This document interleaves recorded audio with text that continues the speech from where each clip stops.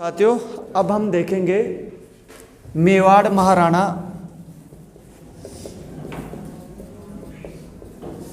Amar Singh second और इनका कार्यकाल था 1698 से 1710। किसी भी शासक के बारे में हम वही तीन चीज़ें देखते हैं जो उसके इम्पोर्टेंट होती हैं। पहला, उसका व्यक्तिगत जीवन के बारे में। दूसरा, उसका राजनीतिक योगदान, राजनीतिक वर्चस्व। और तीसरा, उसका सांस्कृतिक। तो इनके पिता का नाम हम देख चुके हैं। इनके पिता का नाम था जयसिंह। जयसिंह के ये पुत्र थे। और जब ये शासक बने तो उस टाइम इनकी स्थिति थोड़ी दयनीय थी। दयनीय क्यों थी? क्योंकि इनका जो पिता था वो मुगल बादशाह औरंगजेब के रहमो करम से बना था। उसमें कोई ज़्यादा कुव्वत नहीं थी, लेकिन औरंगजेब से इन्होंने अपना राज्य प्राप्त किया था एक तरह से। तो इसमें इतना दम नहीं था, इसलिए औरंगजेब यहाँ पे प्रभावी था। और जब ये राजा बना उस टाइम भी औरंगजेब ही शासक था। तो ऐसा क्या होता है कि इसके जो पड़ोसी राज्य थे वो इसका ज़्यादा सम्मान नहीं करते थे। डूंगरपुर, बांसवाड़ा, प्रतापगढ़, देवलिया जिसे अपन कहते हैं, ये ऐसी रियासतें हैं जो इसके अधीन होती थी। और इनको दस्तूर नजराना के तौर पे जरूर एक साल में जो बढ़िया बढ़िया गिफ्ट वगैरह भेजा करती थी, तो इसको गिफ्ट नहीं भेजती थी। क्यों? क्योंकि इसकी ज़्यादा इज्जत नहीं करते थे। बोले ये क्या पड़ेगा अपना। तो इन्होंने क्या किया कि उसको बड़ा गुस्सा आया। तो इसका 1700 ईस्वी में इसने अपना विधिवत राज्याभिषेक करवाया। और जब विधिवत राज्याभिषेक कराया तो राज्याभिषेक जब करवाते हैं तो तमाम प्रकार के आड़ोसी पड़ोसी राजा आते हैं और वो गिफ्ट देते हैं। आज अपन बर्थडे क्यों मनाते हैं? गिफ्टों के लिए मना लेते हैं। पड़ोसियों से ले लें, लूट के खा लें, बस बच्चे को इकट्ठा कर लेते हैं पूरा सामान। तो वैसे ही सामान इकट्ठा कर लेते थे ये राजा लोग। अभी अपन भी राजा हो गए। अब तो एक एक आदमी राजा सोच के रखता है।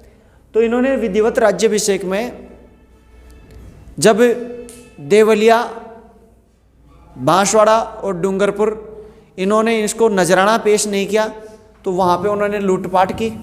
कहाँ पे? डूंगरपुर, बांसवाड़ा और देवलिया।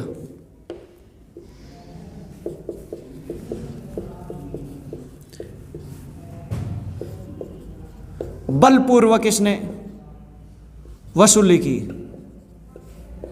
कैसे वसूली की? बलपूर्वक। एक चीज।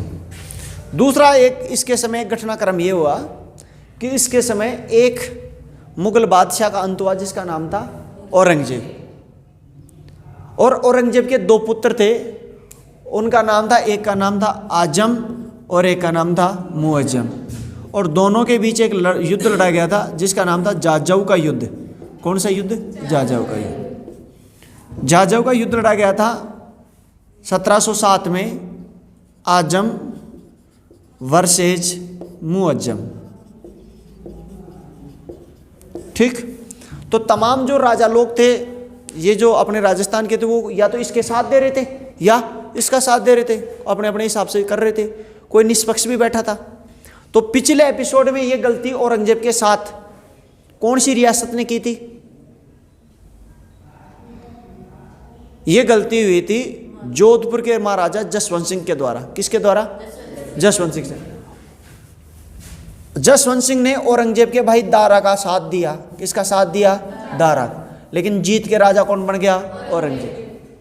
तो औरंगजेब ने बदला निकाला और बदला निकाल के पूरे जीवन उसके बेटे को राजा ही नहीं बनने दिया। अजीत सिंह को जब तक जिया राजा ही नहीं बनने दी। अजीत सिंह दर दर भटकता रहा। ये हमने देखा भी।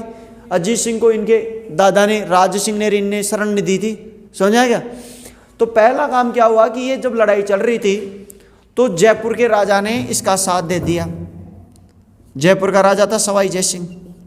सवाई जयसिंह ने किसका साथ दिया? आजम का। यह आमेर का राजा था। सॉरी, जयपुर तो अभी बाद में बनेगा 1727 में। तो आमेर के राजा सवाई जयसिंह ने किसका साथ दे दिया?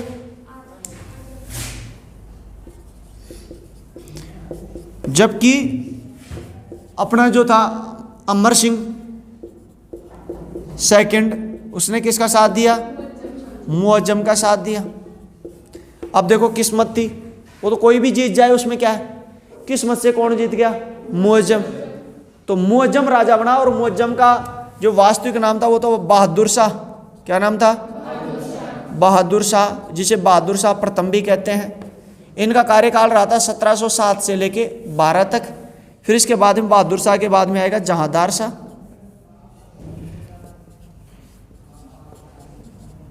1712 से 13, और फिर इसके बाद में आएगा फर्रुखशियर। कौन आएगा? फर्रुख।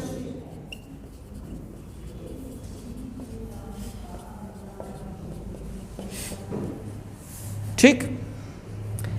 तो अब मुअज्जम राजा बन गया किसके नाम से? बहादुर शाह के नाम से। किसके नाम से? बहादुर शाह के नाम से राजा बना। तो अब ये देखा कि यार मेरे भाई का साथ किसने दिया था? बोला सवाई जय सिंह ने। सवाई जय सिंह को, इधर आ भाई, तूने इसका साथ क्यों दिया? कि साहब ये आपका भाई तो था, मैं तो क्या करता, एक को तो साथ देना था। बोला ठीक, अच्छी बात है, अब जाओ तुम। और उसकी जगह सवाई जय सिंह की जगह इसके छोटे भाई को बैठा दिया जिसका नाम था विजय सिंह। कौन सा सिंह? किसको राजा बना दिया? फिर उसने पूछा महाराज मेरी गद्दी पे इसको कैसे बैठा दिए? कि वो भी तेरा भाई था, वो भी तेरा भाई था। भाई तूने मेरे भाई का साथ दिया तो मैंने भी तेरे भाई का साथ दे दिया। तो कौन बेरोजगार हो गया? सवाई जय सिंह बेरोजगार हो गया बेचारा, दर दर भटक रहा था, खाने के लिए दाने नहीं। और एक और बेरोजगार आदमी था उस टाइम, मारवाड़ का अजीत सिंह राठौड़। कौन? मारवाड़ का अजीत सिंह राठौड़। अब ये दोनों तीनों जने मिलके आते हैं, ये भी आता है, अरे वो भी आता है कि भाई चल अपने चलते हैं राणा साहब के पास, वही करेंगे न्याय। राणा साहब के दरबार में उपस्थित हो जाते हैं और देखो क्या बात बनती है। 15 फरवरी 1708 को एक समझौता होता है जिसे कहते हैं देबारी समझौता। कौन सा समझौता? देबारी समझौता। बताओ इसे देबारी समझौता क्यों कहते हैं? देबारी नामक स्थान पर होता है तो देबारी समझौता कहलाएगा। पेरिस में होता तो क्या कहलाता? पेरिस समझौता। समझाएगा? तो ये देबारी समझौता। देबारी कहाँ है? उदयपुर में। कहाँ पे है? तो उदयपुर में देबारी में ये समझौता हुआ, इसलिए देबारी समझौता कहलाता है। समझौता के लिए 2 या 2 से अधिक आदमी होना आवश्यक है। तो ये समझौता किस किस के मध्य हुआ था? पहला था मेवाड़, दूसरा था आमेर और तीसरा था मारवाड़।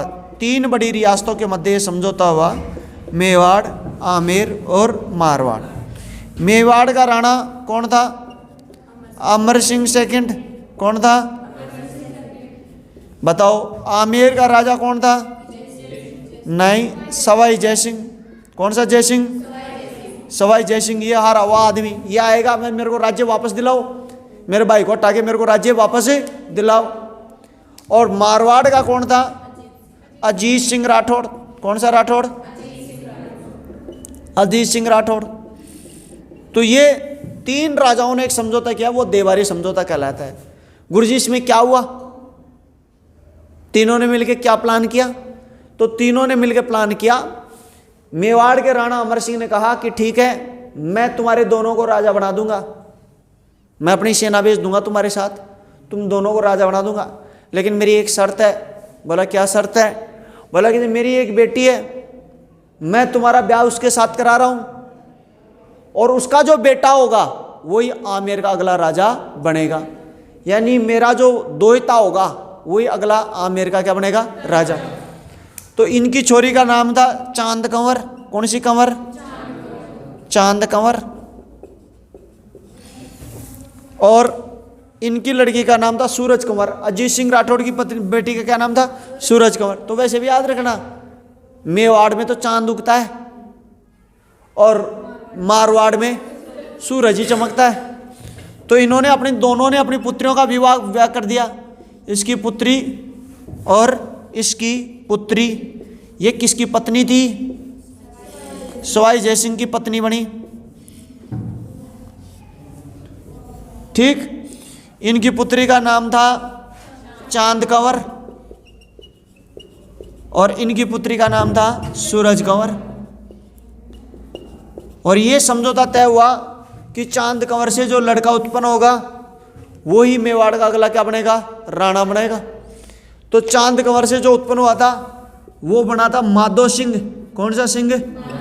माधो सिंह उत्पन्न होगा। और इसके जो उत्पन्न होगा उसका नाम है ईश्वरी सिंह। कौन होगा? बाद में इन दोनों की लड़ाई होगी, भयंकर रूप से कत्लेआम चलेगा वहां पे।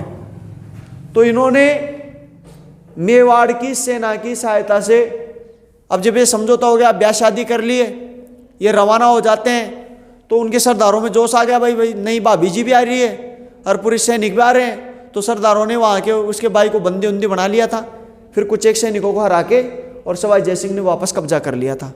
तो मेवाड़ उसको तो क्या मिल गया, आमेर मिल गया।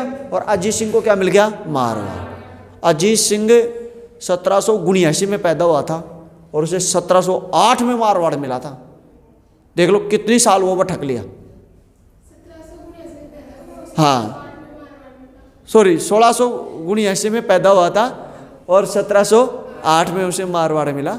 तो ये देख लो कि उन्होंने लगभग 30 साल तपस्या की है, कितना संघर्ष किया अपने जीवन में।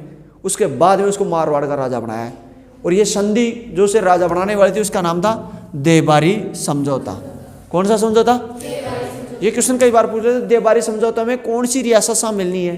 मेवाड़, आमेर, मारवाड़ और बीकानेर। कौन सी नहीं है? बात समझ आ गया? 3 है, एक नहीं है। तो ये एक समझौता है। एक तो आपको ये याद रखना है इनके बारे में। दूसरा इसके बारे में याद रखना कि 1709 में इन्होंने, इनके पिता ने पुरमांडल और बदनौर दे दिया था। किसको? औरंगजेब को। तो इसने पुरमांडल व बदनौर वापस ले लिया। पुरमांडल और बदनौर क्या कर लिया? वापस लिया। और इसके बदले क्या कराया? 1 लाख रुपए, 1 लाख रुपए प्रतिवर्ष जजिया कर देना स्वीकार कर दिया। बोला ठीक है मैं जजिया कर ही चुका दूंगा आपको। जजिया कर देना क्या किया? स्वीकार। ये आपको याद रखना है। इसके पिता ने तो पुरमांडल बदनौर दे दिया था कि हम जजिया कर नहीं देंगे, आप ये ले लो, यहाँ से जो भी वसूली हो खा लेना कमा के। लेकिन इन्होंने वापस ले लिया एक चीज। अच्छा, इसके अलावा जो महाराणा अमर सिंह था, कहीं ना कहीं इसमें रॉयल खून, अपने दादा के गुण तो ज़्यादा थे राज सिंह के। तो ये शक्तिशाली तो होता है अपने आप को, ये अपने मान सम्मान के लिए लड़ रहा था। तो अब इतने इनकम नहीं होती थी कि वो जजिया कर भी दे, अपना खर्चा भी चलाए। तो ऐसे कहते हैं कि इनके समय 20,000 चारण भाटों ने हत्या की। 20,000 भाटों ने आत्महत्या की। इन्होंने 20,000 चारण भाटों ने आत्महत्या क्यों की? क्योंकि उच्च लगान की दरें थी। कौन से लगान की दरें थी? उच्च। गुरुजी, चारण भाटा ने अति जमीन कुण दे लो जो वहाँ का लगान रची। पहले के ज़माने में चारण भाटों के और ये जो ब्राह्मण होते थे इनके पास खूब जमीन होती थी। सारी जमीन या तो राजपूतों के पास या चारण भाटों के पास। तो ये राजाओं को गाना गा गा के सेट कर देते थे। राजा इनको जमीनों की जमीन ऐसे दान दिया करते थे। समझ आ गया? खूब जमीन हुआ करती थी इनके पास। तो 20,000 चारण भाटों ने आत्महत्या की थी। इनके बारे में ये याद रखना। और इनके बारे में अगर कोई अंतिम प्रश्न बनता है तो एक प्रश्न और बनता है, इन्होंने क्या किया? इन्होंने इसका सांस्कृतिक योगदान मान लो चाहे प्रशासनिक मान लो, इन्होंने दरबार की एक नई व्यवस्था लागू की थी जिसमें सीख का तरीका, बैठक के तरीका, प्रशासनिक प्रबंध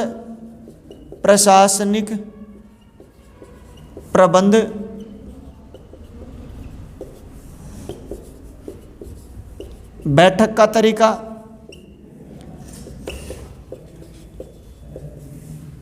चौथा सीख का तरीका,